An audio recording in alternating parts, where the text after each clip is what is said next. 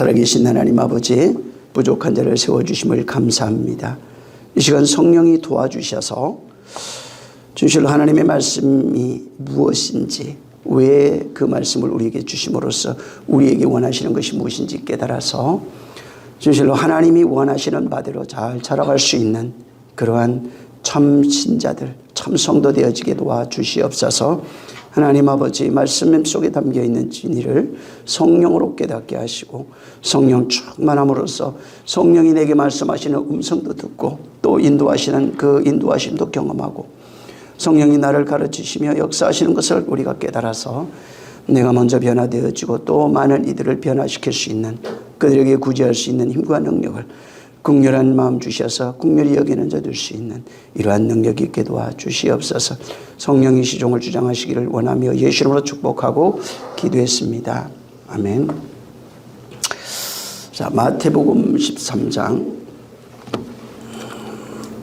24절에서 40절입니다.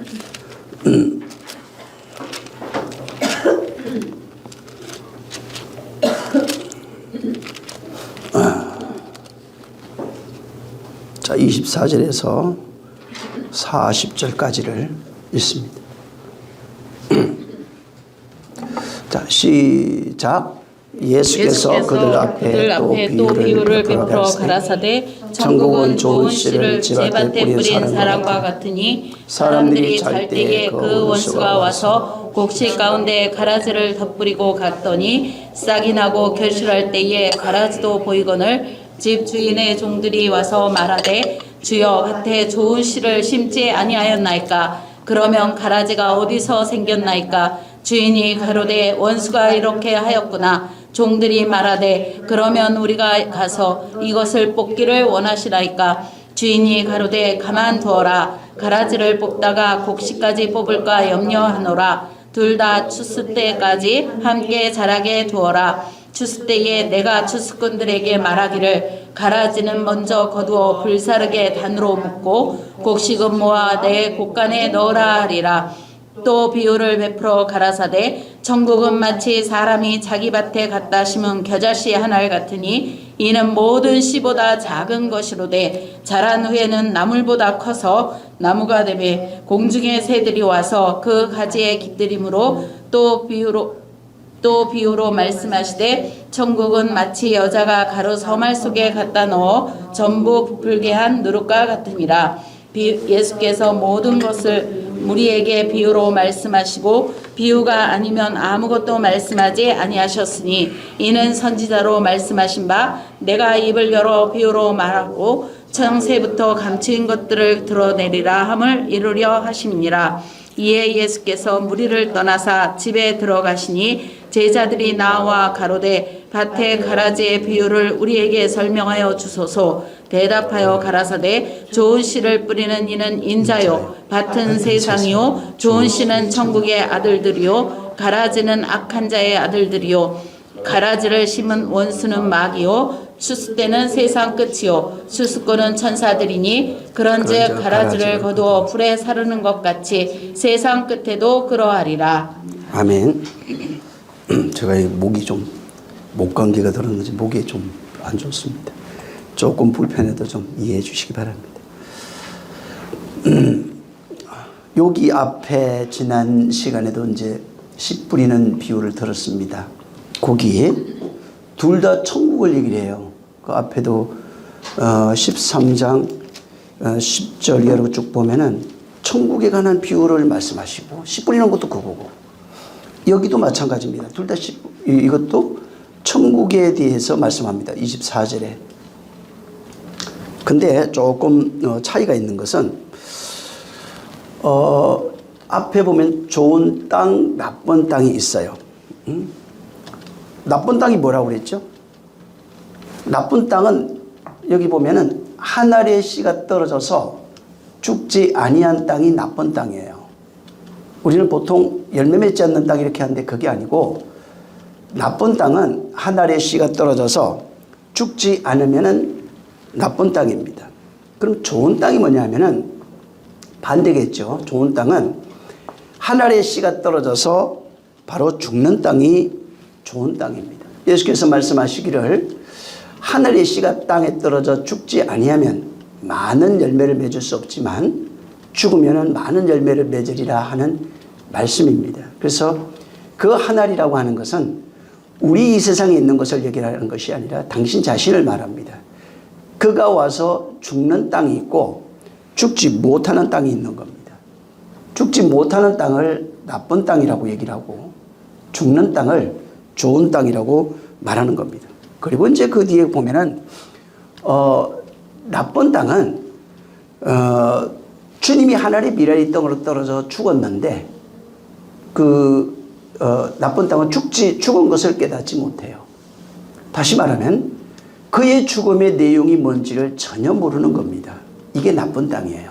그래서 나쁜 땅은 깨닫지 못하는 땅들입니다. 교회 다니고 있지만은 말씀을 들어도 표면적으로는 알아요. 역사적 이야기니까 그냥 옛날 이야기 어떻게 하시고 무슨 얘기하셨고 마치 옛날에 우리 임금이 유명한 장군이 무슨 얘기하고 어떤 일을 했던 이런 건 안다는 거죠. 근데 주님이 하신 말씀은 그런 이야기가 아닙니다.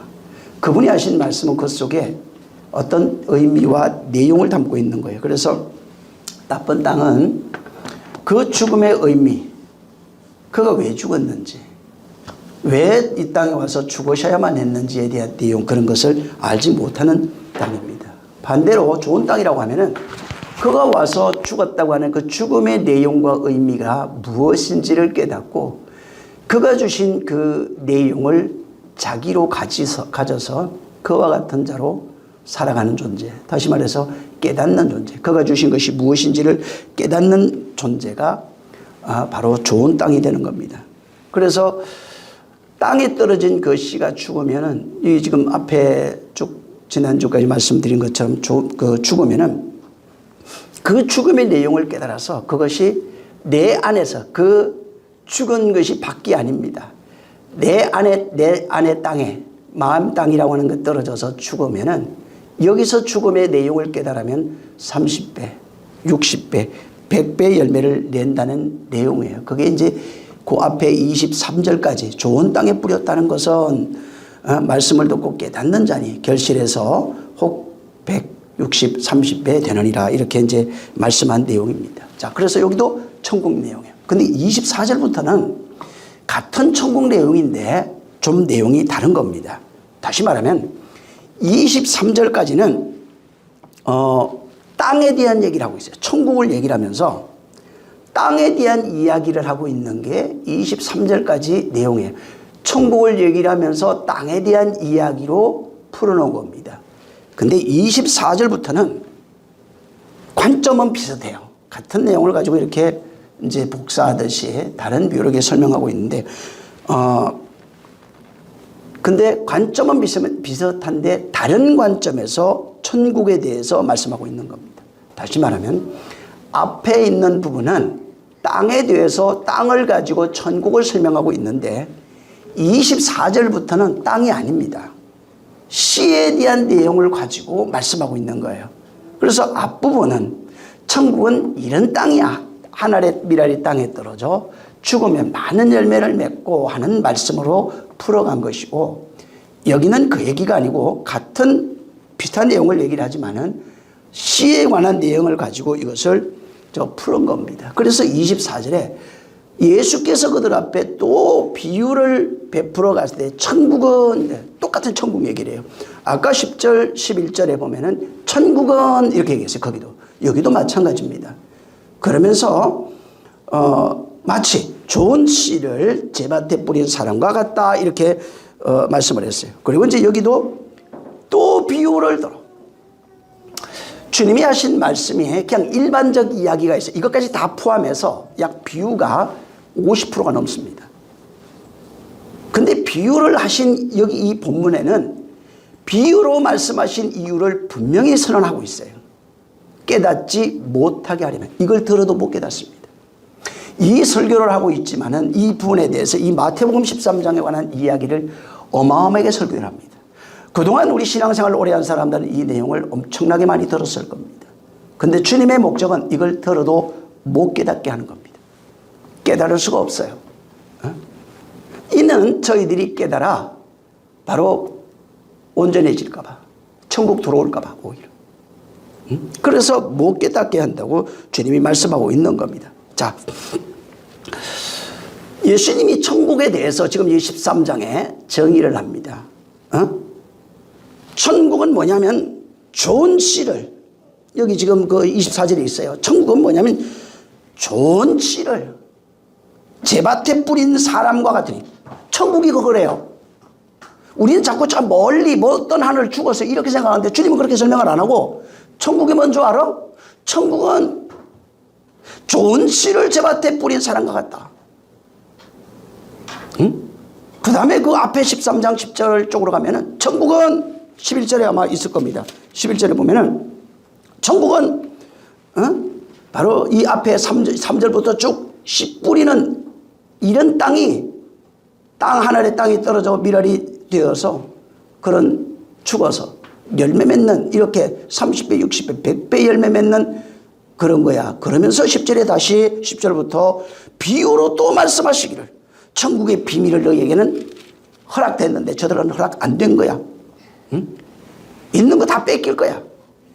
이렇게 다시 또 말씀을 하는 겁니다. 그러면서 18절부터 씨 뿌리는 비유의 내용이 뭔지를 얘기를 하면서 19절에 천국 말씀을 들어라 이렇게.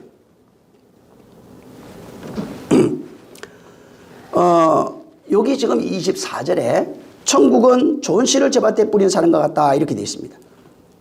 근데 여기 25절을 읽어보세요. 천국은 좋은 씨를 제밭에 뿌렸는데 문제가 생겨버렸어요. 25절 시작. 사람들이 잘 때에 그 원수가 와서 곡식 가운데 가라지를 덧뿌리고 갔더니, 여기 보니까 천국은 좋은 씨를 제밭에 뿌린 사람과 같아요. 사람이에요. 천국은 좋은 씨를 제밭에 뿌린 사람과 같은데 갑자기 원수가 와요. 원수가 와서 가라지를 덧뿌리고 갔다 이렇게 되어 있습니다. 다시 말하면 좋은 씨를 뿌린 어떤, 이제 물론 여기 사람입니다. 밭이라고 이제 표현되게 사람이 이렇게 되어 있고, 좋은 씨를 뿌려놨는데 거기다가 원수가 다시 그 가라지라고 하는 씨를 덧뿌린 겁니다. 그래서 원수가 뿌린 씨는 가라지예요. 천국은 좋은 씨를 뿌렸는데 거기다가 원수가 가라지라고 하는 씨를 바로 덧뿌려 놓은 겁니다.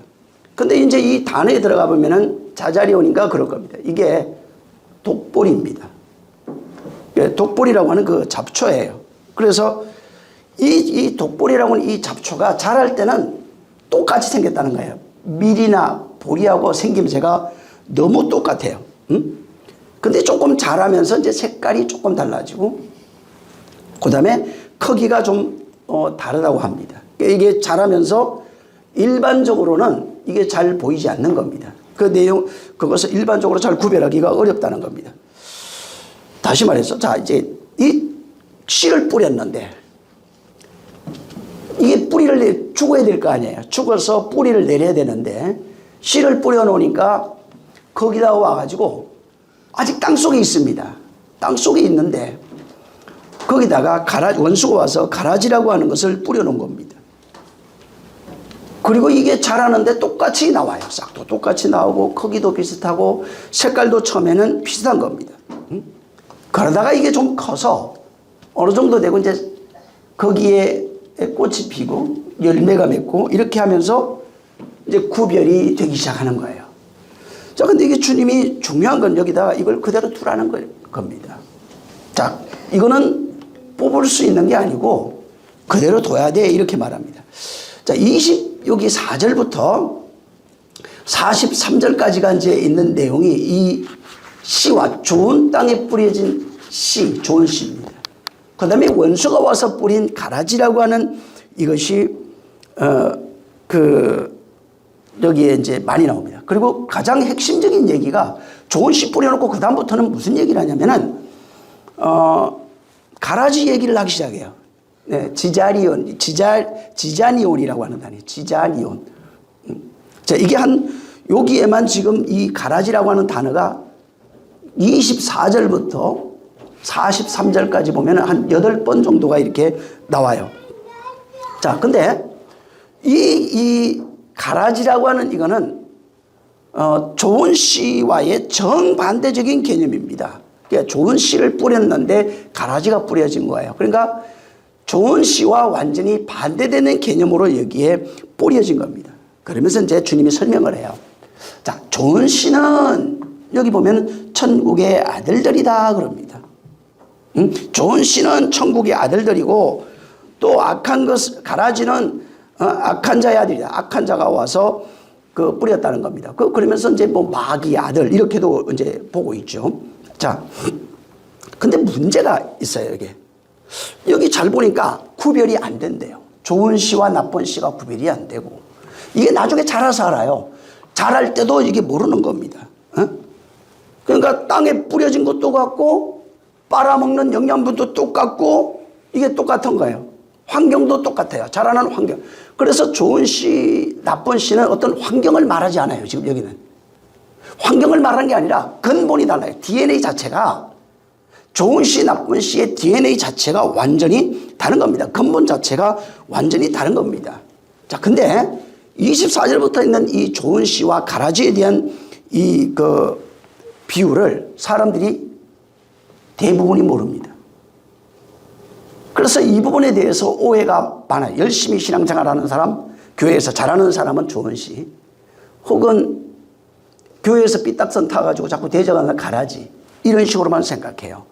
그래서 이게 이 부분에 대해서 주님이 말씀하신 가라지와 좋은 씨에 대한 이 비유에 대해서 오해하고 있기 때문에 사실은 온전한 신앙생활을 하질 못하고 있는 겁니다. 그리고 자기 스스로도 착각해요. 내가 굉장한 신앙인, 훌륭한 신앙인으로 착각하고 있는 겁니다. 그래서 보통은 좋은 씨는 알고, 이거 뭐 그래서 훌륭한 신앙인, 참된 신앙인, 참신자, 이 가라지는 거짓 신자, 그 다음에 교회를 해방하는 자, 성도를 해방하는 자, 이렇게만 알고 있는 겁니다. 자, 보통 알고, 그러면은 이제 보통 우리가 그렇게 생각하잖아요. 하나님의 아들들, 또 여기는 가라지, 마귀의 자녀, 이런 식으로 생각하면은 똑같습니다. 이 본문에도 천국은 그 좋은 성도, 나쁜 성도로 구별해가지고 이분법적 논리로 만약에 접근하게 되면은 신앙의 근본이 흔들릴 수 있어요. 주님이 말씀하시는 내용하고는 완전히 다른 내용입니다.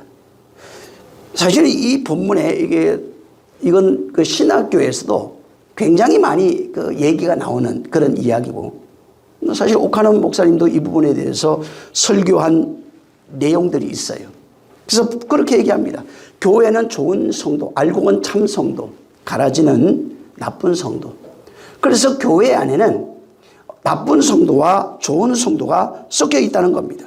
그래서 교회라고 하는 게 나쁜 성도와 좋은 성도가 섞여 있는 어떤 공동체고, 마귀가 여기에다가 나쁜 성도를 심어놔가지고 사람들을 끊임없이 미혹한다. 그래서 하나님은 이 교회에 와 있는, 강제로 내쫓을 수 없으니까 교회에 나와 있는 그 가라지, 그런 거 있잖아요. 태초부터 이 사람은 구원받을 사람, 이 사람은 지옥 갈 사람 정했다는 거죠. 교회 안에도 마찬가지.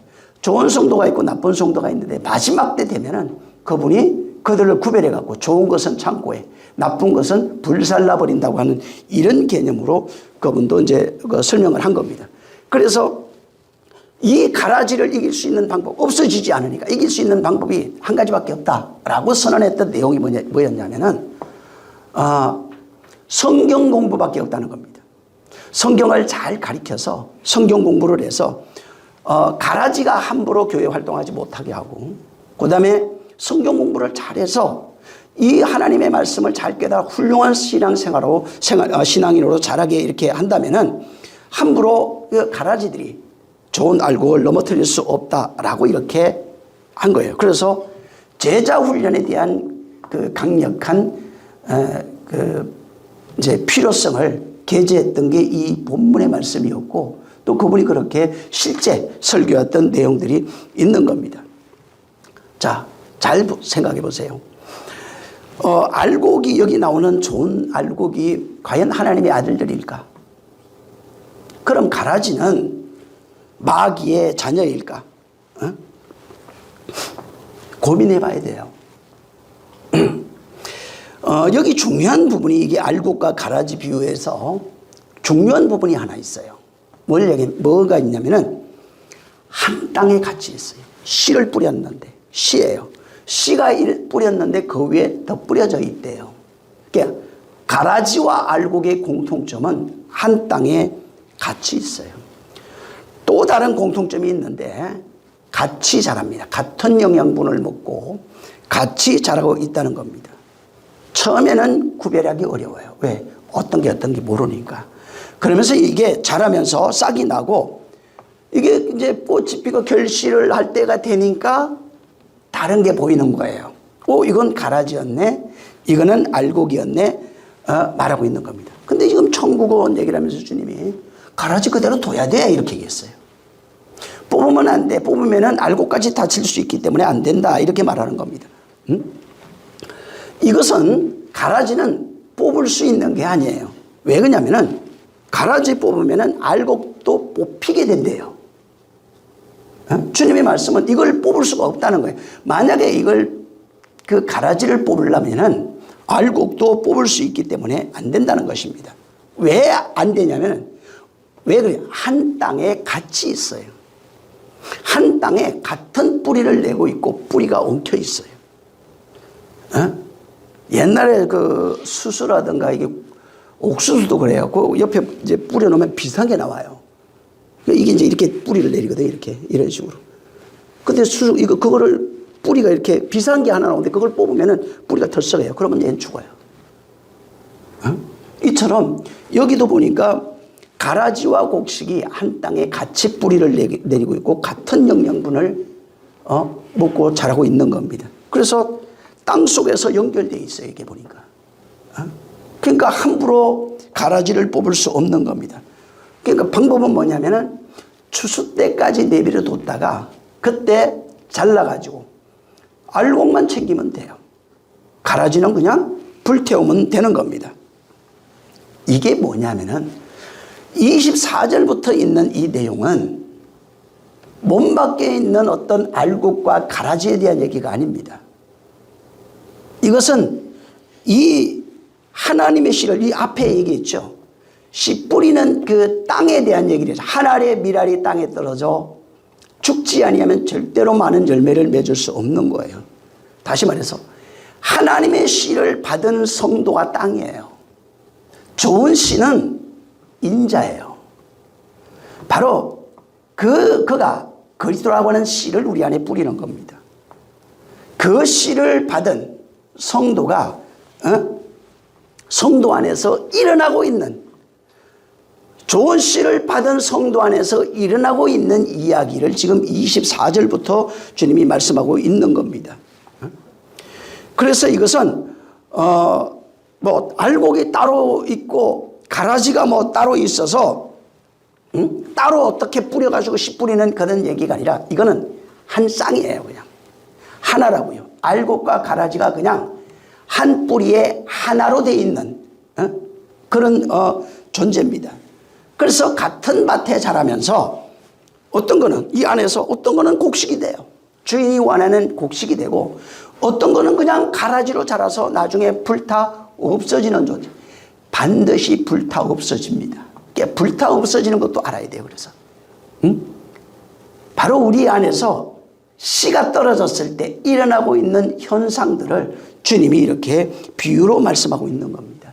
자, 여기 보면은 곡식이 나와요. 알곡 뭐 이렇게 돼 있는데 알곡은 뭐냐면 우리가 잘 알죠. 먹을 수 있는 양식입니다. 근데 이제 가라지는 먹을 수 있는 게 아니에요. 그냥 쓰레기입니다. 그래서 하나는 먹을 수 있는 양식이고 하나는 먹을 수 없는 양식이에요. 사실 옛날에 그 유대인들이 이런 말씀을 가지고 어떻게 생각했냐면은 유대인 자기 자신을 알곡이라고 얘기를 했어요. 그러니까 비유를 하면서 유대인들은 알곡이고 이방인들을 가라지로 해석을 한 겁니다. 구약에도 이게 특히 선민의식이 강해가지고 구약에도 이게 나왔어요. 구약에도 뭐가 있었냐면 우리는 선택받은 민족, 우린 하나님의 백성이라고 생각했고 이방인들은 폐기되고 유기되고 버려진 민족이라고 그렇게 생각을 한 겁니다. 그러니까 성경을 자의적으로 해석할 수밖에 없어요. 자, 여기 37절부터 이렇게 쭉 보면은, 자, 천국에 대해서 24절에 분명히 천국은 좋은 씨를 제밭에 뿌린 사람 같다고 그랬어요. 좋은 씨를 제밭에 뿌린 사람이 있어요. 자, 요걸 다시 설명합니다. 37절부터 40절 한번 읽어보세요. 시작. 대답하여 가라사대 좋은 씨를 뿌리는 이는 인자요 밭은 세상이요 좋은 씨는 천국의 아들들이요 가라지는 악한 자의 아들들이요 가라지를 심은 원수는 마귀요 추수때는 세상 끝이요 추수꾼은 천사들이니 그런즉 가라지를 거두어 불에 사르는 것 같이 세상 끝에도 그러하리라. 예, 보세요. 30절. 좋은 씨를 뿌리는 자가 있어요. 인자예요. 그 다음에 좋은 씨는 밭은 세상이고 좋은 씨는 천국의 아들들이고 가라지는 악한 아들들이고 가라지 뿌린 거는 원수 마귀고 추수 때는 세상 끝이고 추수권은 천사고 이렇게 말합니다. 자, 그럼 인자를 이제 봐야죠.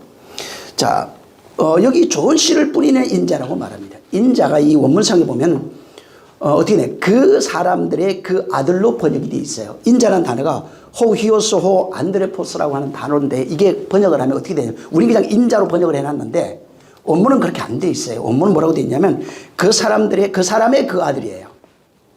그래서 그 사람의 그 아들. 그래서 이 인자란 단어는 굉장히 중요합니다. 성경에 신약 성경에 어마어마하게 많이 나와요.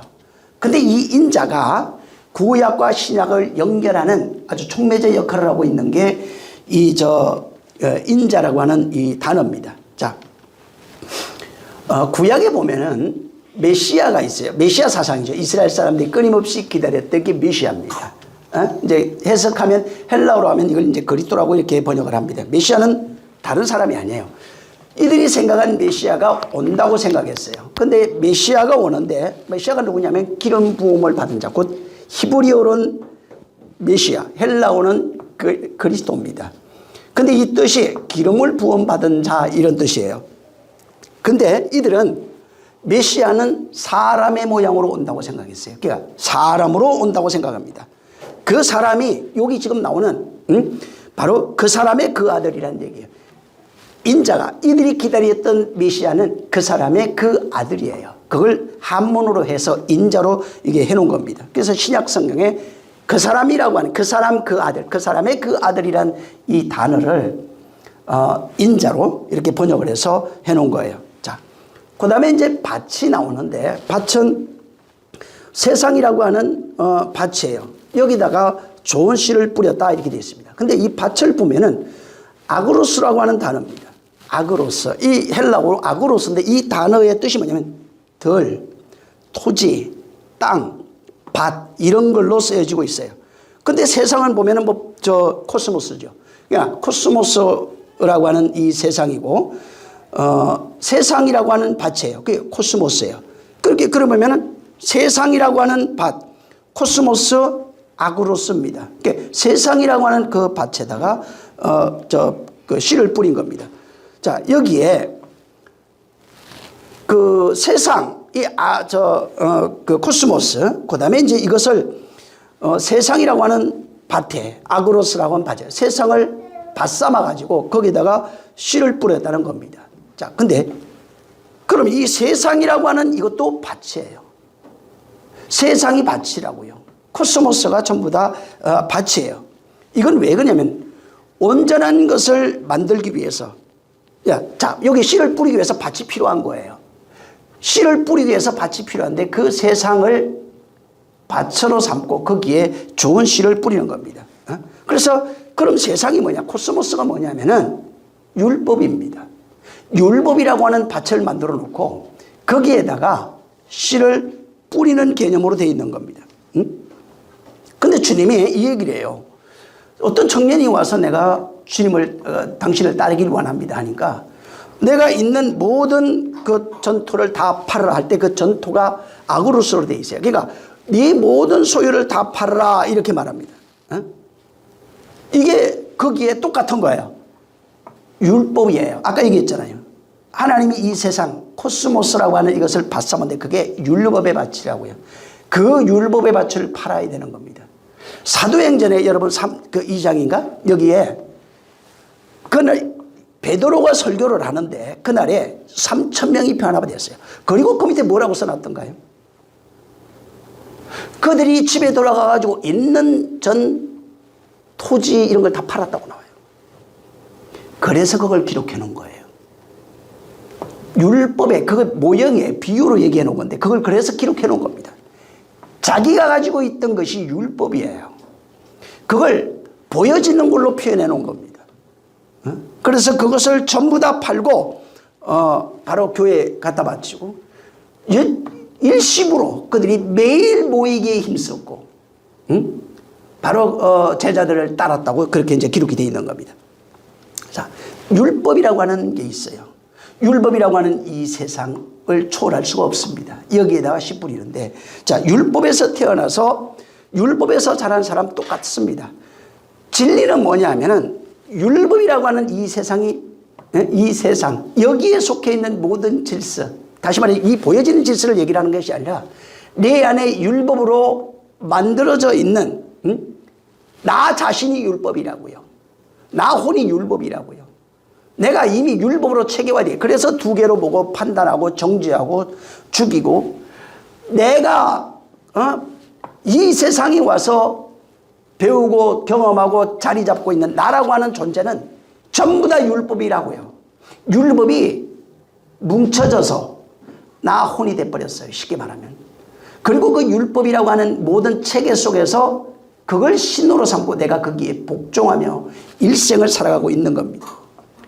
거기에 진리의 씨 뿌려서 진리로 완성하겠다는 겁니다. 다시 말하면 그 씨로 천국의 씨로 말미암아 율법의 신호로 살고 있는 우리를 파괴해서 율법을 무너뜨리고 진리로 완성하겠다는 것입니다. 그래서 이게 율법, 코스모스 이런 거는 뭐냐면 우리를 얘기를 해요. 율법의 땅, 나 자신입니다. 나 혼이에요. 세상 땅, 나 혼입니다. 우리라고 하는 땅이에요. 우리라고 하는 땅이 진리의 씨인 예수 그리스도로 말미암아 완전히 정복당하고 차압당하고 완전히 파괴되는 차원을 설명하고 있는 거예요. 그래서 그 씨가 천국을 얘기를 하잖아요. 지금 분명히 천국은 사람이라고 돼 있어요. 거기 천국은 사람이래요. 근데 그 천국을 어떻게 만드냐 하는 거예요. 율법으로 되어 있는, 율법으로 땅이 되어 있는 자, 율법으로 살아가고 있는 그 자를 천국에 씨 뿌려서 그 천국으로 만드는 차원에서 지금 비유로 말씀하고 있는 겁니다. 그래서 이 땅이 파괴되지 않으면 안 되는 거예요. 땅을 파괴시켜. 땅이라고 하니까 이 땅이 아니라고요. 나 그냥 아무것도 몰라 이런 차원이 아니고 율법이 파괴돼야 된다 이 말입니다. 자, 마가복음 한번 10장을 보세요. 29절 30절 29절 30절 한번 자 시작. 예수께서 가라사대 내가 진실로 너희에게 이르노니 나와 및 복음을 위하여 집이나 형제나 자매나 어미나 아비나 자식이나 전토를 벌인 자는 금세에 있어 집과 형제와 자매와 모친과 자식과 전토를 100배나 받되 핍박을 겸하여 받고 내세의 영생을 받지 못할 자가 없느니라. 예. 자, 그래서 금방 말씀드린 것처럼 이 땅, 이 전토가 파괴돼야 됩니다. 그러니까 자꾸 보여지는 땅 팔아가지고 간다는 얘기가 아니에요. 그거 오해하면 안 돼요. 예? 내용을 모르니까 그렇게 오해해서 또 그걸 부추겨가지고 땅 팔게 만들고 거지 만들고 예? 그러면 안 됩니다. 자, 그래서 자 어찌됐든 이 좋은 씨는 주님이 지금 37절 이하에 좋은 씨는 천국의 아들들이고 가라지는 악한 자의 아들들이라 이렇게 이제 이제 말씀을 하셨어요. 근데 이건 이제 그 원문에 보면 조금 오역이 되어 있습니다. 예? 이건 뭐 천국의 아들로 이렇게 했는데, 조금 더 이렇게 이제 보면 뭐냐면은 좋은 씨는 천국의 아들들 이렇게 되어 있는데 여기는 천국의 아들들이 아니고 어떻게 되어 있냐면 원문은 그 나라의 그 아들들이에요. 아까 인자하고 똑같아요. 비슷하죠. 호 휘오스 호 바실레이아 이렇게 되어 있습니다. 그래서 그 나라, 이 바실레이아 천국으로 번역하는데 나라가 더 정확합니다. 나라예요. 그 나라의 그 아들들이라고 하는 그 번역이 좀 더 이제 맞는 그 내용입니다. 그래서 지금 그 사람 그 씨를 뿌려놓고 이 비유로 37절부터 이제 씨 얘기를 하면서 그 사람을 가리켜요. 그 사람. 그 천국은 37절에 보면은 아니요, 24절에 보면 천국은 좋은 씨를 제밭에 뿌린 사람이에요. 같은데 거기에 사람들이 잘 때 와서 뿌렸다고 합니다. 그러니까 여기 지금 37절 이하에도 마찬가지로 좋은 씨는 천국의 아들들이라 이렇게 되는데 그 나라의 그 아들들이 더 맞는 거예요. 그래서 오해하지 말아야 되는 게 천국은 죽어서 못 가냐? 갑니다. 가는데 죽어서 가는 천국이 성경은 여기는 말하지 않는다는 거. 죽어서 가는 천국이 아니에요. 에? 주님이 가신 거죠. 죽은 사람들이 그럼 성도들이 간 적이 없냐? 있다니까. 근데 먼저는 주님이 얘기하는 내용을 좀 알아야 돼요. 여러분 나중에 좀 더 얘기하겠지만 무적행 이런 거, 엄부, 그 다음에 불못, 지옥, 천국을 좀 자세히 좀 보셔야 돼요. 그래서 천국이라고 하는 단어가 바로 여기서 주님이 말하는 이 거의 대부분은 이 땅에서 완성되어지는 나라로 되어 있습니다. 이게 우선이에요. 여기 지금 여기 나라의 그 아들이라고 이제 제가 말씀을 드렸죠. 이 원문에도 이제 그렇게 되어 있습니다. 자, 성도가 누구냐면은 성도는 하늘 된 자를 말해요. 진짜 하늘 된 자를 성도라고 하고 하늘 된 자를 가리켜서 그 나라의 그 아들들이라고 말합니다. 신약 성경에 하늘이 나와요. 자, 하늘은 근데 신약 성경에는 복수로 되어 있습니다. 재미있죠? 하늘이 복수가 되면 안 되는데 여기에 지금 신약 성경에 복수예요. 그래서 우라노스가 하늘들로 되어 있습니다. 하늘들이에요. 신약 성경에 그래서 하늘이라고 하는 이 우라노스가 전부 다 복수예요. 왜 그럴 수밖에 없냐면 하늘은 땅에서 거듭난 성도들, 별로 완성되어진 성도들을 하늘로 표현하고 있다는 거. 하늘로 표현하고 있어요. 그래서 땅에 하늘들이 존재하고 있는 겁니다. 그 나라의 그 아들들을 바로 하늘이라고 말하는 겁니다. 그래서 하늘이 복수예요.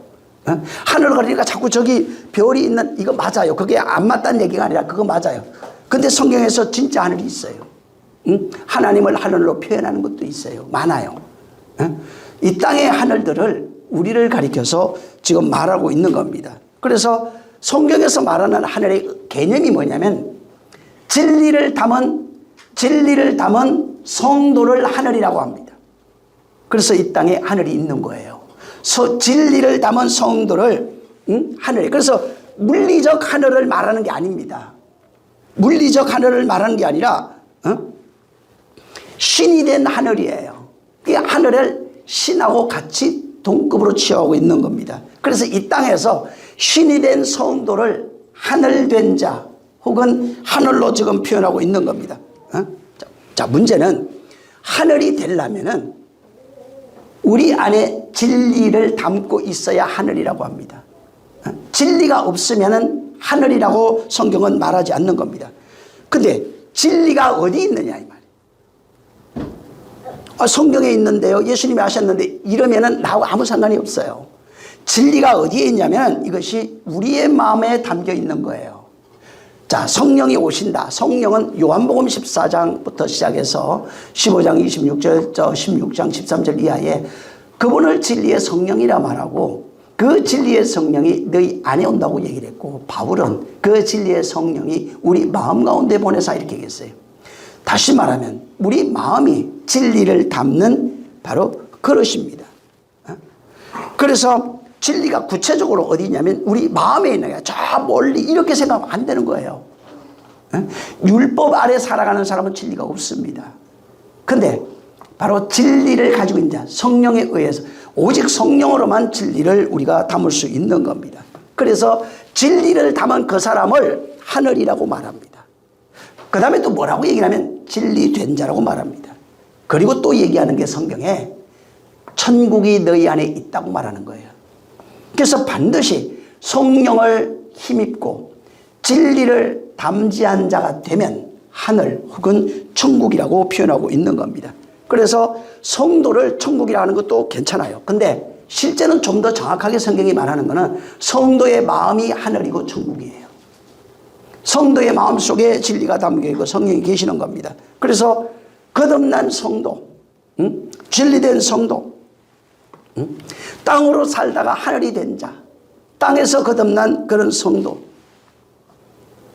성경으로 보면은 진리를 담지한 그런 성도, 진리가 양식이 되어 진리로 살아가는 성도가 하늘된 자고 그를 천국이라고 말하는 겁니다. 자, 그러면은 그런 개념으로 이제 여기 보면은 좋은 씨는 천국의 아들들이라고 합니다. 좋은 씨는 천국이래요. 천국, 천국으로 두 단어입니다. 번역이 되어 있는데 이 두 단어가 아까도 얘기한 것처럼 그 사람의 그 아들들이에요. 다시 말하면 하늘들이에요. 하늘들. 천국은 좋은 씨는 천국의 아들들이요. 천국의 하늘된 자들. 진리를 담은 성도들. 그런 사람을 말하는 겁니다. 자, 그러면은 악한 자가 나와요, 지금. 이 악한 자가 나오는데 악한 자는 가라지가 나오는데 이 가라지는 악한 자의 아들들이에요. 요거를 이제 번역하면은 비슷해요. 그 악의 그 아들들이에요. 아까는 천국은 그 나라의 그 아들들 이렇게 나와요. 근데 여기는 바로 그 악의 그 아들들입니다. 그러니까 그 나라의 그 아들들하고 또 그 악의 그 아들들이 차이가 있어요. 이게 율례와 도덕이 아닙니다. 차이가 율례와 도덕적 그런 차이를 말하는 게 아닙니다.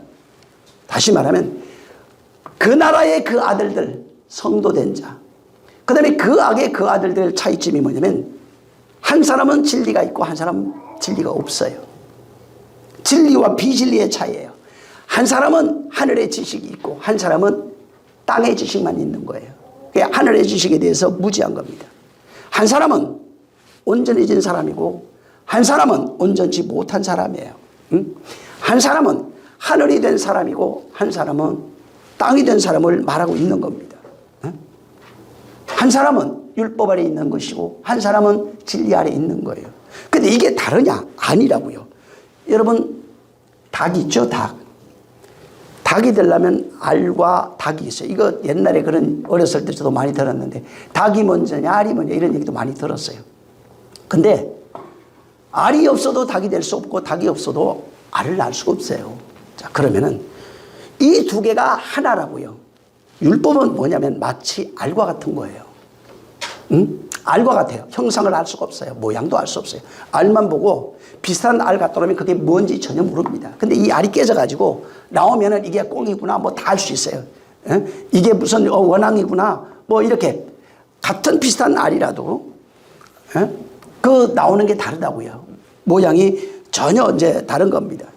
그래서 여기에 지금 말하는 이 알곡 뭐 가라지 이렇게 돼 있잖아요. 이게 알과 새 같은 모형이에요. 이것을 그 나라의 그 아들과 그 악의 그 아들을 통해서 그 관계를 지금 설명해 주고 싶은 거예요. 별개가 아니라 이게 알곡과 가라지와 같아요. 같이 있다고요. 알과 새가 같이 있는 거예요. 율법과 진리가 같이 있다고요. 하늘과 땅이 같은 거예요. 같은데 보여지는 것만 보면은 하늘을 이해할 수가 없어요. 왜? 지금 당장 보이는 건 알밖에 안 보이는 거니까. 새만 본 사람은 알을 전혀 경험할 수 없는 겁니다. 그래서 문제는 뭐냐면 그 나라의 그 아들과 그 악의 그 아들은 근본이 완전히 다릅니다. 그 근본이 완전히 다른 거예요. 이 성경은 율법에 있는 자가 진리로 바뀌는 걸 얘기를 합니다. 땅이 된 자를 하늘로 만드는 얘기를 하고 있는 겁니다. 그럼 여기도 같은 거예요. 그 나라, 그 악의 그 아들들이 그 그 나라와 그 나라의 그 아들들 되게 만드는 내용, 과정을 여기 넣어놨어요. 이 땅에 속해 있는 사람이 진리에 속한 자로 만들어가는 과정을 여기에다가 넣어놓은 겁니다. 그래서 여기 지금 그 악의 그 아들 그러면은 사람들은 율례와 도덕으로 나쁜 사람, 인간적으로 인격적으로 나쁜 사람이라고 생각하는데 성경은 그 얘기를 하는 게 아니고 진리되지 못한 사람은 그 악의 그 아들들이에요. 진리되지 못했다는 말은 율법 아래 속해 있다 이 말입니다. 율법으로 살아가고 있는 존재들을 통칭해서 그 나라 그 악의 그 아들들로 얘기한 겁니다.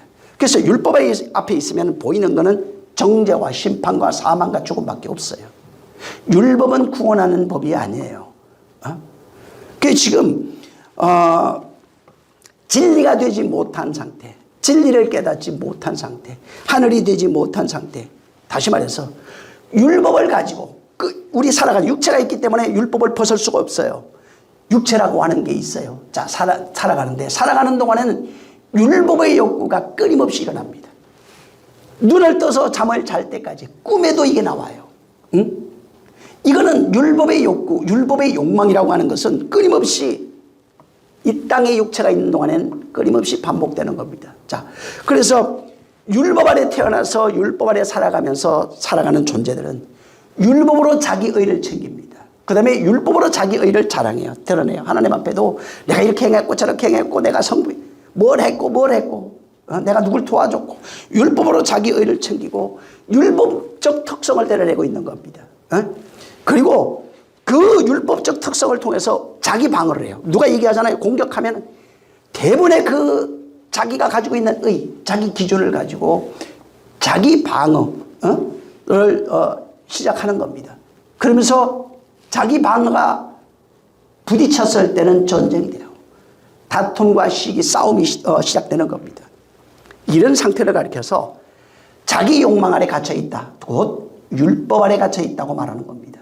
율법 아래 속하여 율법의 감옥에 있는 거예요. 그러니까 율법적 자아로 살아가면서 투쟁하고 있는 게 뭐냐면 성경 구약에는 감옥으로 얘기했고 무지개으로 얘기해놨어요. 그렇게 싸우는 상태 지옥이에요. 그래서 이 율법의 감옥에 갇혀서 다시 말하면 자기 욕망의 감옥에 갇혀서 살아가고 생존하고 있는 그 상태가 그 아들들의 그 악의 그 아들들을 말하는 겁니다. 그래서 이 땅에 있는 동안에 내가 나중에 지옥 갈까 안 갈까? 아니요. 내가 이미 율법의 욕망에 사로잡혀 살아가고 있는 상태를 성경은 지옥이라고 말합니다. 죽어서 가는 지옥이 아니라 이미 율법에 의해서 사망 아래 있다고요. 율법이 나를 정죄하고 있어. 이미 너 사망 아래 있는 거야. 너 죄 아래 있는 게 사망이야. 저주 아래 있는 게 사망이야. 끊임없이 얘기를 해줘도 못 깨달아요. 나 죽어서. 그래서 어떤 생각을 하냐면 종말론에 잘 빠지는 이유가 예수님 몇월 며칠 다 온다니까 그 전까지 회개하려고 그래요. 일주일 전에 회개해가지고 전 재산 바치고 이게 타락이에요.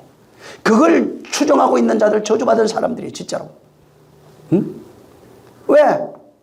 전혀 사람들을 종말론으로 미혹하고 있는 사람들이라고요.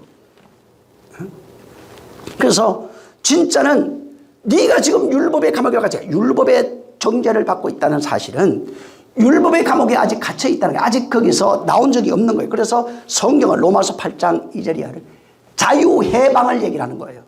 진리만이 율법과 사망의 법에서 너희가 진리와 성령의 법으로 자유한다. 해방할 수 있다. 근데 아직 해방이 안 됐다는 건 뭐 어디 있다는 거예요? 율법과 사망의 법에 아직까지 갇혀 있다는 거예요. 그걸 감옥이라고 말해요. 감옥이 몸이 갇히는 감옥도 맞아요. 그게 아니란 얘기가 아닙니다. 진짜는 율법의 감옥, 하나님 내가 볼 때는 율법의 감옥에 갇혀 있는 상태, 그게 감옥에 있잖아. 그게 지금 지옥이잖아. 그게 불못이잖아. 그게 저주 아니냐 이렇게 얘기를 해도 못 깨닫는 거예요. 아직 내가 몸이 감옥에 안 갔거든. 그래서 실제는 누가 지옥 보내는 게 아니라 이미 이 땅에서 율법의 감옥에 갇혀 있는 상태를 가리켜서 그 악의 그 아들들이라고 말한다. 무슨 얘기냐? 아직 진리되지 못한 존재. 율법으로 자기 의를 챙기고 있는 존재. 자기 욕망을 따라 살아가면서 끊임없이 욕망을 만족하고 살아가고 있는 그런 존재들이 너 지옥이야 얘기해 주고 있어요. 그러니까 나중에 죽어서 간다고 생각하니까 이 얘기 들으면은 기분 나쁘죠. 왜? 근데 성경은 그렇게 얘기해요. 그 아들들의 그 악의 그 아들이라고 네가. 그래서 이들이 끊임없이 율법에 속한 사람은 뭐예요? 땅의 일만 생각. 주님이 얘기했잖아요. 너희가 지금 땅의 일만 생각하고 있다고. 땅의 일만 생각하고 하늘의 일을 생각하지 않는다는 거예요. 요한복음 3장 12절에 주님이 그 얘기했죠. 내가 땅의 일을 말하여도 너희가 믿지 못하는데 하물며 하늘의 일을 말하면 네가 믿을 수 있느냐? 못 믿어요. 땅의 일이 다른 게 아닙니다. 여전히 율법에 속하여 자기의 일을 챙기고 살아가고 있는 율법 아래 속해 있는 자들이 땅에 속한 자들이고 땅의 일을 하고 있는 자들이고 여전히 율법의 노예로 살아가고 있는 사람들입니다. 그러니까 이들이 뭐가 없어요? 하늘에 진리가 없다는 거예요. 하늘에 진리가 없다는 게 뭐예요? 하늘이 안 됐어요. 아직 천국이 아니에요. 그 나라의 그 아들들이 아니라고요. 그래서 양식이 없으니까 어떻게 돼요? 먹여줄 수 있는 집사 일을 못하는 거예요. 성경이 말하는 집사는 우리가 지금 오늘날 있는 집사가 아니에요. 양식으로 구제할 수 있는 자가 돼야 집사입니다. 그렇다고 해서 오늘날 만드는 게 잘못됐냐? 그렇지가 않아요. 서리 집사나 일반 집사를 통해서 집사 되면 돼요. 국률이 들어오지면 국률이 여길 수가 없어요. 근데 국률을 모르는데 어떻게 국률이 여기는 자가 될 수 있어요? 똑같은 거예요. 6장에 마태복음 6장에 국률 나옵니다. 구제입니다. 본문에도 그 구제로 되어 있어요. 국률이 없는데 어떻게 구제해요? 그 안에 구제할 수 있는 능력이 없어요. 양식이 없는 자가 구제할 수가 없는 겁니다. 바울도 그런 얘기잖아요. 어른이 되면 어린아이 때 일을 버렸다고. 어린아이는 어른의 일을 알지 못하는 것이 상태 모릅니다. 그래서 성경에 어린아이 들어가 보세요. 뭘로 나와요? 전부 다 율법으로 나와요. 너희가 어린아이였을 때는 몽학선생에 따라 거기에 놓였고 어린아이가 뭐야? 전부 다 율법 안에 갇혀 있는 상태를 말합니다. 그럼 어른이 뭐라고 나와요? 진리를 깨달은 자, 그 나라의 그 아들 된 자를 어른이라고 성경은 비유하고 있는 겁니다.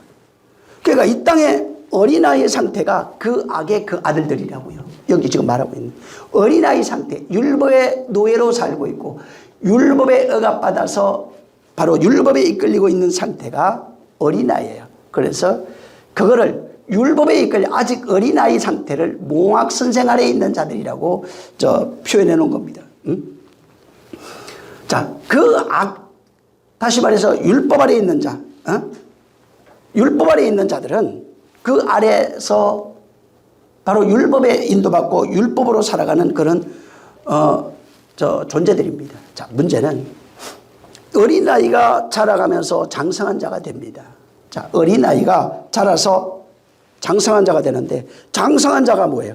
어린아이 때를 벗어버린 자라고 되어 있어요. 그러니까 어른이 되면 어린아이 때 모든 것을 벗어버렸어요. 자, 장성한 자가 됐는데 이 어린아이 생각하지 마시고 율법 아래에 있는 자가 장성한 자, 곧 진리된 자들이 있어요. 이 진리된 자는 이 어린아이 때 곧 율법의 과정을 거쳐서 나왔다고요. 자, 근데 나오니까 이 율법 아래에 있는 자, 그 악의 그 아들이라고 되어 있잖아요. 이 사람들이 그 나라의 그 아들들을 핍박한다, 이렇게 여기 표현해 놓은 겁니다. 여기 나오니까 율법 아래에 있는 자가 나오니까 다시 말해서 진리된 자가 됐어요. 그 악의 그 아들들이 그 나라의 그 아들들이 돼버린 겁니다. 자, 이러니까 여기 그 악의 그 아들들이 그 나라의 그 아들들을 핍박하기 시작한다는 겁니다. 자, 보세요. 마태복음 5장을 한번 보세요. 그 나라에, 그러니까 자꾸 안 믿는 사람, 율법 아래 있는 사람 또 이렇게 생각하지 마시라고요. 5장 11절을 읽습니다.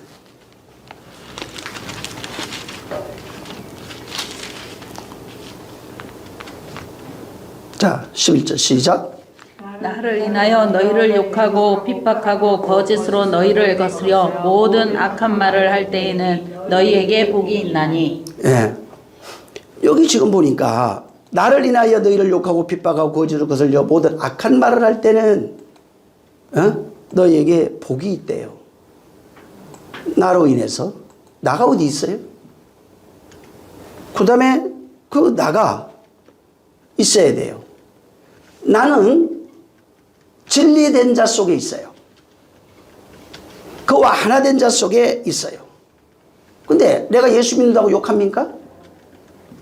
물론 표면적으로 뭐 저 아랍국이나 이런 데 핍박받을 수 있죠. 근데 뭐 얘기 안 하잖아요. 제가 예수 믿는다. 예수 믿는 사람들이 예수 믿는 거 우리나라 같이 내가 예수 믿습니다 하고 공개하지 웬만한 나라는 가서 안 합니다. 그럼 악한 말이 사람들이 하게 돼 있나? 응? 우리나라 수준이나 이런 걸로 생각하지 마셔야 됩니다. 자, 악한 말이 뭐냐면 율법의 말이에요. 너희를 죽이고 야 이 나쁜 새끼 그 얘기가 한 게 아니에요. 여기서 말 악한 말은 성경에 말 악한 말은 율법 아래 속하여 율법을 말하고 있는 모든 존재 그 악의 그 아들들이에요. 율법 아래 속해 있는 자가 그 악의 그 아들들이고 거기에 속해 있는 자는 악한 말을 하는데 그 악한 말이 율법의 말을 말하는 겁니다.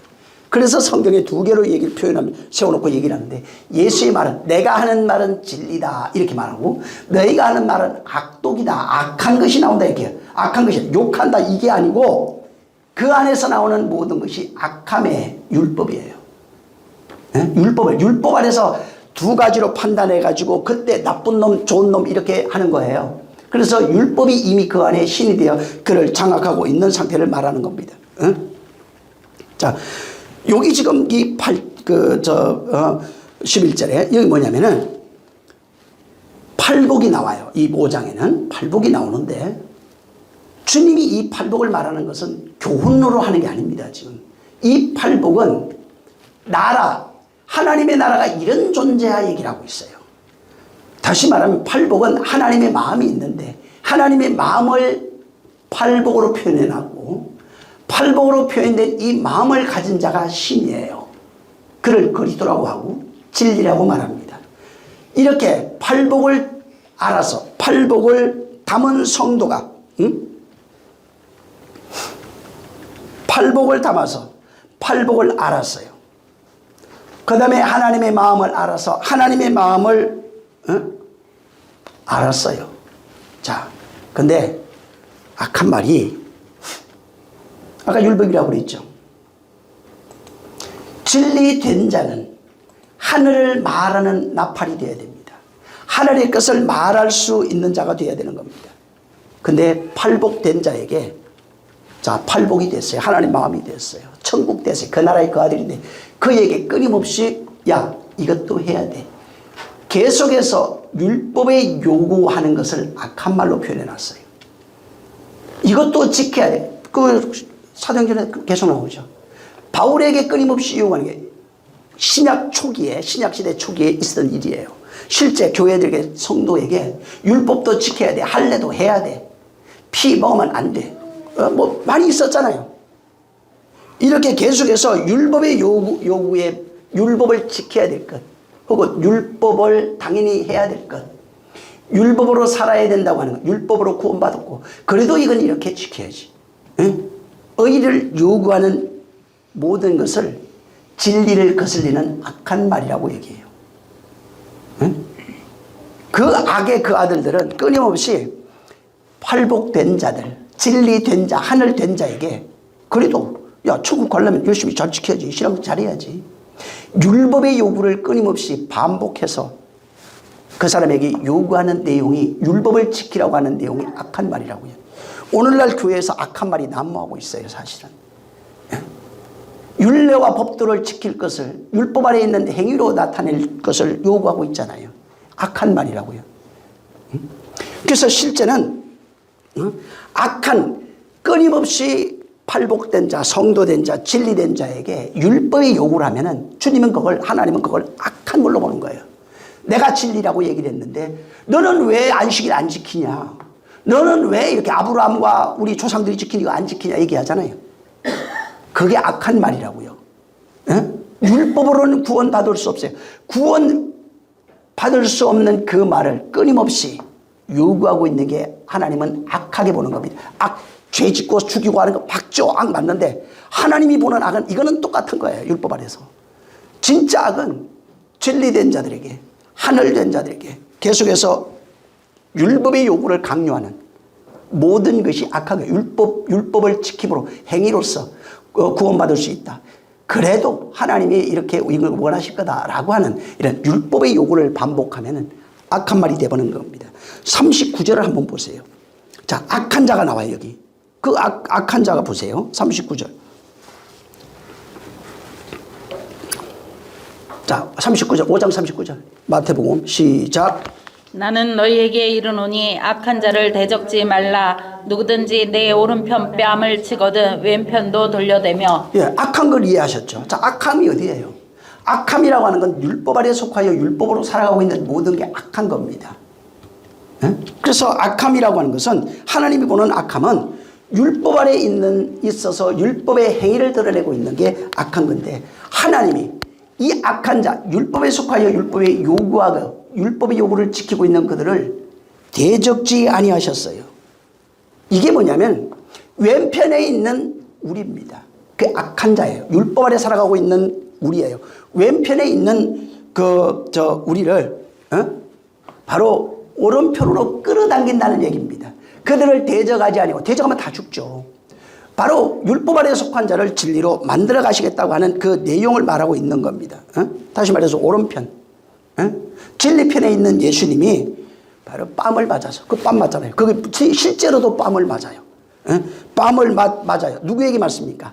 대적자, 악한 자들. 율법 아래 있는 자들. 율법이 뺨을 때리는 거예요. 율법이 그를 죽이는 거예요. 자, 우리 법에 의하면 저는 사형입니다 얘기했어요. 그게 뭐예요? 율법이라고요. 그래서 율법을 행위로 삼고 있는 자들에게 바로 오른뺨을 그가 맞으시는 겁니다. 그래서 왼편에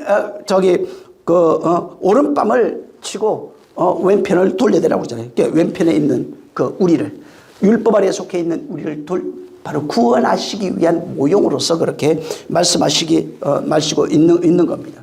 그래서 악에 있는 자를 대적하는 게 아니라 이게 악인 거야. 야, 좀 악을 알아봐. 율법 아래 행위를 드러내며 살아요. 이게 악이야. 근데 너희가 악으로 나를 대적하잖아. 이게 악한 거야. 악으로 대적하는 게 악한 거야. 악으로 진리를 대적하면 이게 악한 거야. 근데 주님은 악을 악으로 갚지 아니하고 악을 대적하지 아니해요. 그래서 마태복음 6장 13절에 주기도문을 얘기를 하면서 뭐라고 기도하시냐면은 저들을 다만 악에서 구원하여 주옵소서. 이게 주님의 소원이에요. 그 나라와 그 아들들 된 사람들은 그 악의 그 아들들에게 저들을 대적하지 아니하고 다만 저들을 그 악에서 우리를 구원하여, 그 죄라고 안 돼 있어요. 악으로 어디 있는 거예요? 응? 진리가 다른 게 아니라, 진리라고 하는 거는 율법에 속해 있던 사람들이 악으로 설명이 돼 있어요. 구약에 모든 악은 율법과 같이 나옵니다. 율법에 의해서 악이 분별이 돼요. 그래서 악으로 설명된 그 율법의 세상에서 나온 상태가 진리예요. 거기서 나와서 바로 진리로 다른 법이라고 그러잖아요. 또 다른 법이라고 해요. 진리의 법이라고 하는 이 다른 법에 얽매여 있는 상태를 바로 바울은 그것을 팔렸다, 죄 아래 팔렸다, 그 다음에 진리에 팔렸다 이렇게 얘기했는데, 그렇게 율법에서 나와서 진리 아래 속해 있는 그 상태를 진리라고 말하는 겁니다. 우리는 오해할 게 많아요. 즉 구속론을 듣고 있는 사람이 오해할 것이 있어요. 내가 내 마음대로 되고 막 살아도 되고 그냥 세상 따라 그냥 세상 관심 없어. 염세주의나 이런 세상을 부정하는 이런 것을 말하는 게 아니에요. 오히려 더 완전해져요. 완전함이 오히려 자유로워요. 더 신령해지는 겁니다. 쉽게 말하면 여러분, 저도 수영을 잘 못해요. 개헤엄치죠. 자, 물속에 수영 잘하는 사람 물속에 들어가면 정말 자유롭게 막 수영을 굉장히 잘합니다. 나 전에 TV 보니까 자기 들어가면 2시간은 있는데요. 난 2시간은 고사하고 몇 분이면 아마 꼬르륵 하고 들어갈 것 같아. 내가 왜 수영을 잘 못하니까. 근데 수영을 잘하는 사람은 물속에서도 너무 자유롭고 너무 그냥 행복하고 너무 편안하게 잘 다닙니다. 바로 그거예요. 구원을 만약에 그렇게 설명하자면 율법이라고 하는 바다에 빠져 허우적거리고 있는 인생들이 바로 이 율법 아래 있는 자들이에요. 근데 그 율법에 빠져서 허우적거리면서 숨도 못 쉬고 있던 자가 율법이 뭔지를 깨닫고 진리되니까 율법을 자유롭게 돌아다니는 겁니다. 율법의 제한을 받지 않아요. 율법이 이렇게 해라 저렇게 해라 뭘 해야 된다. 이거에 전혀 제한을 받지 아니하고 물속을 자유롭게 유영을 하는 거예요. 이게 진리라고요. 응? 그래서 바로 이 땅에서 옳고 그름 이런 것을 말하는 것이 아니라 정말 율법의 세상, 율법의 세상, 주님이 하신 말씀들이 율법적이 굉장히 많아요. 이 내용과 의미가 뭔지, 율법이 말하고 있는 그 내용과 의미가 뭔지, 그 내용을 깨달으면 자유와 해방이 되는 겁니다. 내가 그래서 전에도 술 얘기한 적이 있어요. 술? 성경의 구약에 먹으면 안 된다고 돼 있어요. 먹으면 저번에도 누가 나한테 그러더라고요. 술 먹고 성전 들어가면 죽어요. 진짜 죽었어요. 근데 그러면 오늘날은 그 사람들이 그걸 하니까 너무 두렵잖아요. 그래서 술을 먹지 말라가 아주 인이 백해버렸어요. 근데 그 사람들은 술 먹어요 또. 문제는 술 먹지 말라는 의미가 뭐냐 이 말이에요. 그 내용을 알면은 술 먹지 말라고 하는 그 말씀에 대한 자유가 생겨버려요. 거기서 해방돼 버렸다고요. 응? 그리고 그게 자유할 수 있어요. 그래서 바울처럼 나 돼지고기 똑같아요. 돼지고기 성경에 먹지 말라고 돼. 먹으면 죽어요. 근데 바울이 뭐라고 그래요? 먹을 수 있다고 얼마든지.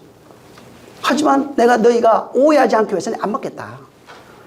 얼마든지 자유할 수 있다 이 말이에요. 그래서 제사 지낸 거 먹으면 돼야 안 돼요? 바울이 뭐라고 그럽니까? 안 된다고 분명히 돼 있어요. 우상에게 드린 거. 근데 바울이 뭐라고 그랬어요? 모든 음식이 거룩해야 돼요. 먹어도 된다고 그랬어요. 근데 양심이 찔리면 먹지 말아라. 양심이 찔린다는 게 뭐예요? 아직 율법에 얽매여 있는 거예요. 자유가 안 되는 거예요. 수영을 자유롭게 할 수 없는 거예요. 해방이 아직 안 돼 있는 거예요. 그러면 먹지 말아야지 당연히. 응? 성경에 이게 너무 많아요. 그 의미를 좀 알아야 돼요. 그래서 그걸 알고 먹을 수 있어요. 먹어도 돼요. 근데 사람들이 오해하면 안 먹는 게 낫겠지. 시험 들을 수 있으면은. 또 사람 그거 내가 좀 끌어주게. 그럼 하지 마요. 난 전혀 자유로워.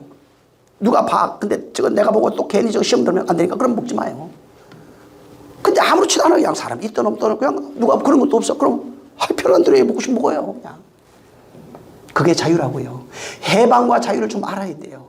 율법 아래 모여있는 자는 끊임없이 거기에 얽매여서 살아갈 수밖에 없는 겁니다. 자, 그래서 사람들이 율법이라고 하는 바다에서 나와야 돼요. 자, 율법이 근데 재밌는 게 있어요. 악이라고 그래요. 이렇게 악이다 이거 이렇게. 이게 포네로스라고 하는 단어인데 이 악이. 근데 이걸 악이라고 그랬네요. 율법이 악이라고 했는데 여기에 이것이 악이라고 하는 했는데 악이라고 하는 그 내용과 의미를 만약에 깨달으면 이걸 악이래요. 포네로스가.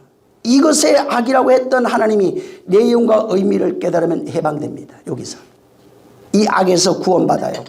응? 이 악에서 자유해질 수 있는 거예요. 응? 그러니까 근데 여기에 의미를 몰라요. 그러면 뭘 하겠어요? 끊임없이 행위와 율법을 지키며 자기 의를 드러내려고 하겠죠. 근데 이 내용을 모르면 그렇게 돼요. 다시 악의 행위를 하면 악에게 속한 자가 돼요. 그 악의 그 아들들이라고요.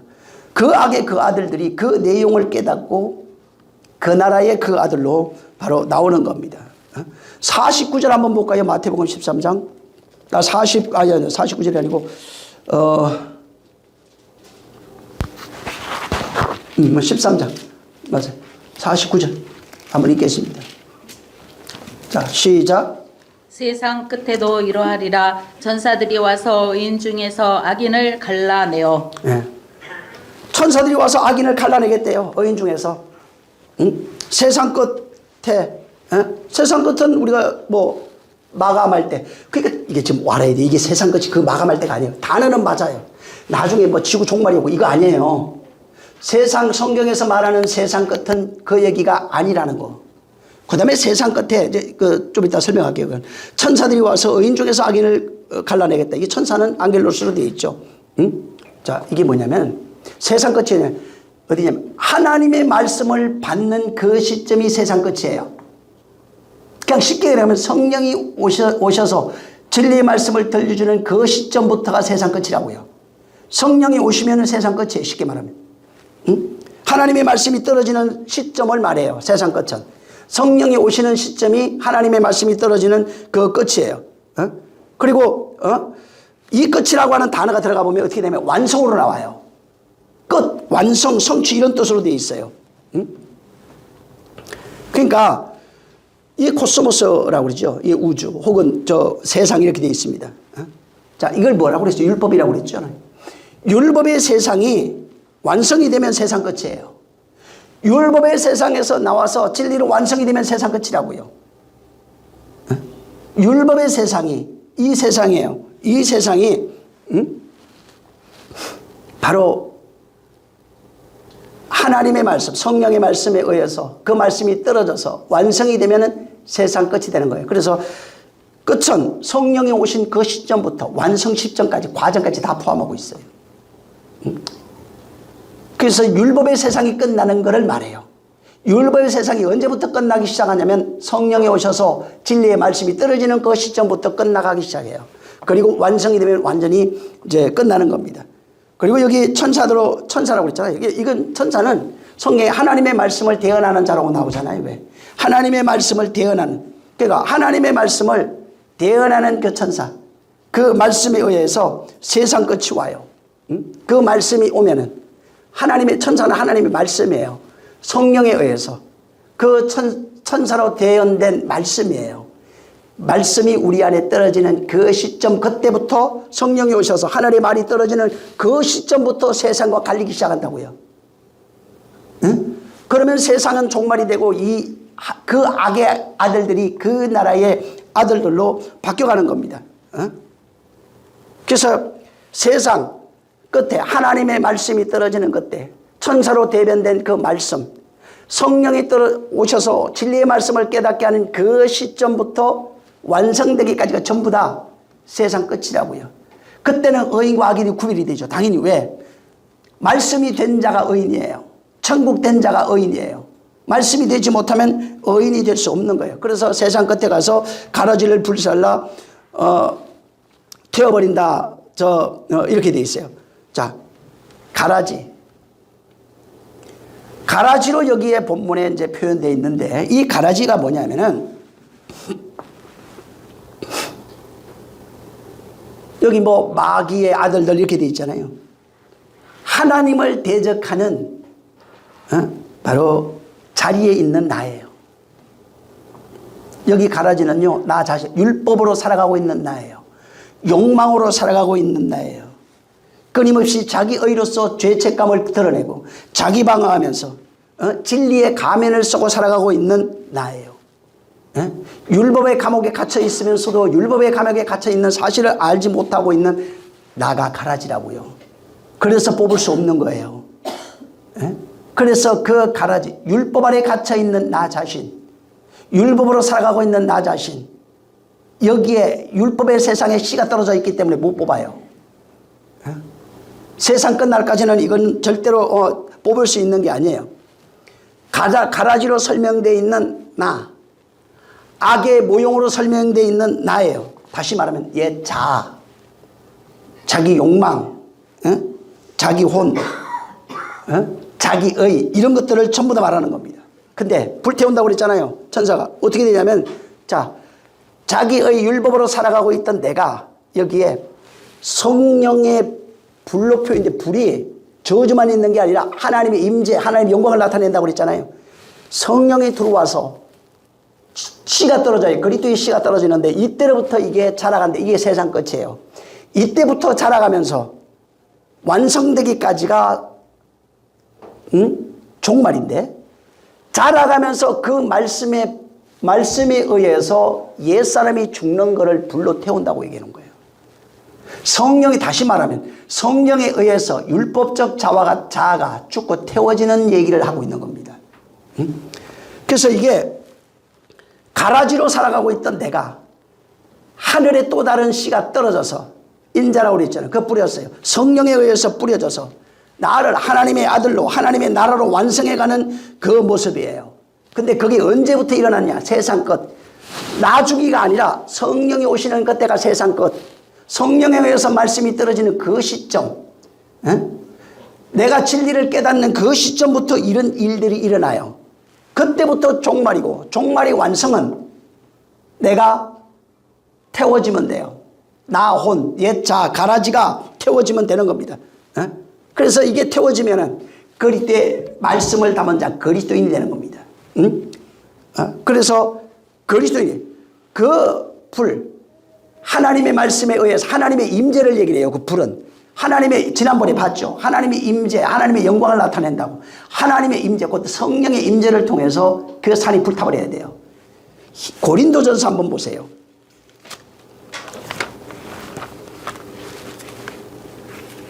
(3장)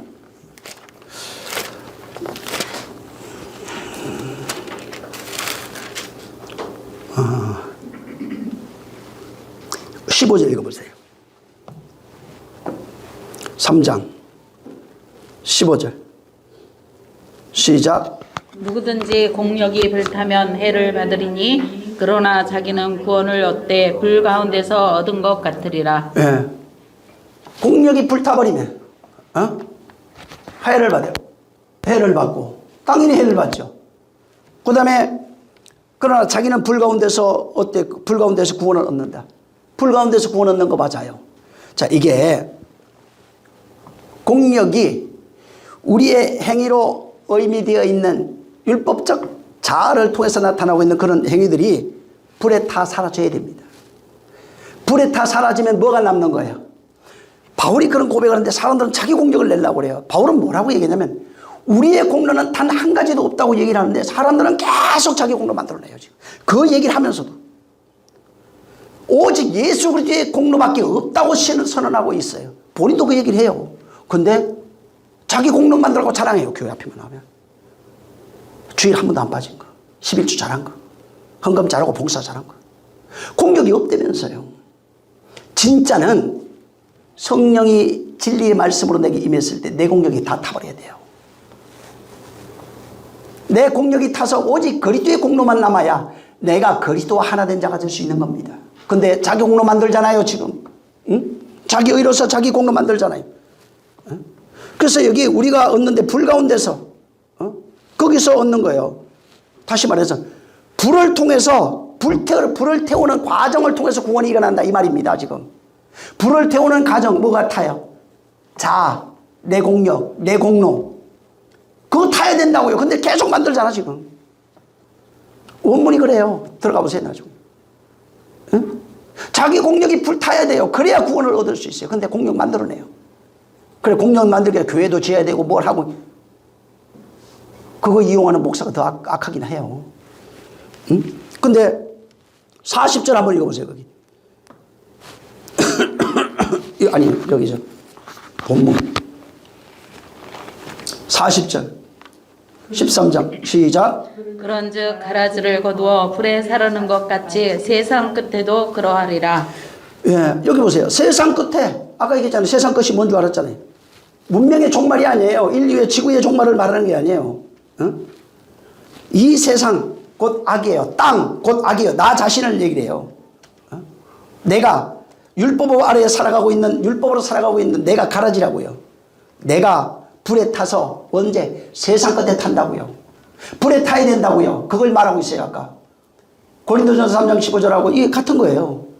불에 타야 돼요.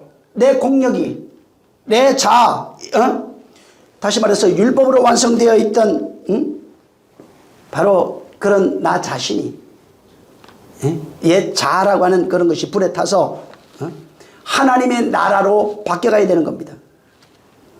이걸 뭐 쉽게 그냥 얘기한다면 율법이 진리로 완성된 하나님의 나라예요. 율법이 진리로 완성된 내용을 구약에 끊임없이 반복해서 말하고 있는 겁니다. 그래서 그렇게 완성되면은 알곡이라고 해요. 곡식이라고 그랬어요. 여기는.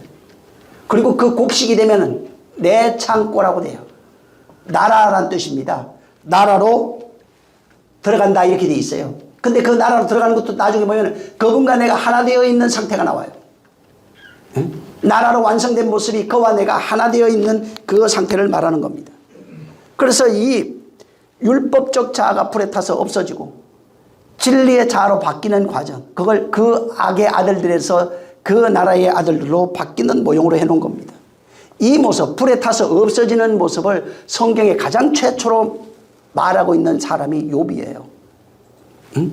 바로 욥이 고난이 있죠. 환난과 고난을 통해서 그 율법으로 살아가던 율법적 행위를 가지고 제사 지내고 있던 욥이라고 하는 사람이 완전히 파괴됩니다. 그 환난을 통해서 깨닫게 된 게 뭐냐면 내가 사단의 자리, 신의 자리에 앉아서 모든 것을 판단하고 경영하고 있던 것을 그가 깨달은 겁니다. 그리고 그런 사실이 악이라고 하는 것을 발견했어요. 내가 그래서 하나님 앞에 범죄한 거예요. 그게 악이라고요. 하나님 볼 때 도둑질한 게 아니고 맞아요, 그것도. 근데 진짜는 그거는 세상에 일어나는 많은 것 중에 하나예요. 그냥 율법의 아래에 앉아서 끊임없이 신을 대적하고 있는 모습. 언제 대적했어요? 그 자리에 앉아서 율법으로 살아가고 있는 게 신을 대적하는 거라고요. 그래서 그걸 깨닫고 난 이후에 모든 것이, 그 사람의 모든 것이 완전히 다 없어져 버렸어요. 불에 다 없어져 버렸다고요. 모든 것이 다 죽었어요. 이제는 나의 것은 내 것이 전혀 없어요. 오직 주로 말미암는 것을 깨닫고 나니까 바로 율법에서 진리된 자의 모형으로서 거기에 해놓은 겁니다. 그래서 하나님 만나고 당신이 나의 모든 것이라고 고백할 수밖에 없는 겁니다.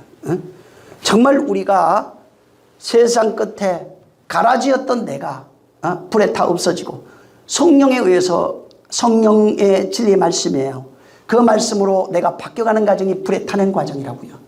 그게 성령이 오시는 세상 끝, 그때부터 완성되기까지가 다 세상 끝이라고요.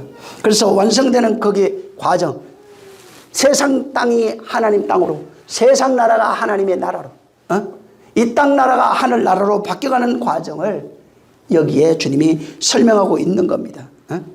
그래서 욥이 말한 것처럼 나를 단련한 이후에 내가 정금같이 나올 거야. 거기에 단련이라고 쓰는데 그게 불이에요. 율법 아래서 불로, 율법 아래 있는 나를 그가 단련하신다는 거예요. 내가 가는 그 길에 그가 나를 단련한다는 거예요. 뭘로? 불로 단련해요. 그래야 순금이 나와요. 불에, 뜨거운 불에 들어가서 순금으로 나와요. 그걸 율법 아래서 진리 가는 모형으로 그렇게 거기에 설명해 놓은 겁니다. 정말 하나님의 나라 되시기를 예수님으로 축원합니다. 정말 이 땅 나라 율법의 아들, 다시 말해서 여기 본문은 율법의 아들들이 진리의 아들 되는 내용을 설명한 거예요. 율법의 아들이 진리의 아들이 돼야 돼요. 근데 율법의 아들들은 끊임없이 율법적 자아로 살아가요. 그게 악이라고요. 진리의 씨가 떨어지면 율법의 아들들, 율법의 의로 살아가는 것이 다 불타버려요. 그래야 불 가운데서 정금같이 나와요. 많은 사람들이 이 인용을 하지만 불 가운데서 정금같이 나온다는 내용을 모릅니다. 지금 율법에서 진리가 어떻게 되어지는지도 몰라요. 그래서 막연히 그냥 하나님을 잘 섬기는 신앙생활하고 있는 겁니다. 정말 율법의 아들들, 우리가 진리의 아들, 하나님의 그 하늘들의 아들들 되시기를 주의 이름으로 축원합니다. 기도하겠습니다. 기도하실 때 하나님 아버지, 내가 율법적 자, 율법의 의로 살아가고 있는 내가 그 진리의 말씀에 의해서 불타버리고 완전히 거기서 해방되어 진리의 아들, 곧 하늘에 속한 그 하늘들의 아들들이 되게 해달라고 기도하겠습니다. 살아계신 하나님 아버지, 감사합니다. 우리를 축복해 주셔서 우리가 하늘에 속한 자들이요 하늘에 속한 아들들이 되어지기에 부족함이 없도록 우리를 축복하여 주시옵소서. 하나님 아버지여, 불 가운데서 구원을 얻는다 하셨사오니 진실로 우리는 불 가운데서 구원을 얻을 수 있는 자가 되게 하여 주시옵소서. 정말 불로서 옛것에 속해 있던 가라지로 살았던 내가 완전히 불타게 하시고 이제는 정말 알곡이 되어 아버지 창고에 들여지는 그런 그분과 하나 되어지는 그런 삶을 살기에 부족함 없게 도와 주시옵소서. 성령이 함께 하시기를 원합니다. 이 말씀을 듣는 모든 심령들이 말씀 속의 진리를 깨달아 하나님 아버지께 자비와 영광을 돌리는 삶, 그 구제의 삶을 살 수 있는 능력이 있게 도와 주시옵소서. 주님이 함께 하시기를 원하며 예수 이름으로 축복하고 기도했습니다. 하늘에 계신 우리 아버지여, 이름이 거룩히 여김을 받으시오며 나라의 임하옵시며 뜻이 하늘에 이룬 것 같이 오늘날 우리에게 일용할 양식을 주옵시고 우리가 우리에게 죄진 자를 사하여 우리의 죄를 사하여 주옵시고 우리를 시험에 들게 하지 마옵시고 다만 악에서 구하옵소서. 나라와 군세와 영광이 아버지께 영원히 있사옵나이다. 아멘. 감사하신 주여, 우리 하나님 아버지께 영광 돌리게 하시옵소서. 하나님 아버지, 사랑하는 자들을 기억하셔서 하나님 아버지 안에 거하는 자들이 되게 하시옵소서. 자, 우리 모든 영광 우리 하나님 수고 많이 하셨습니다.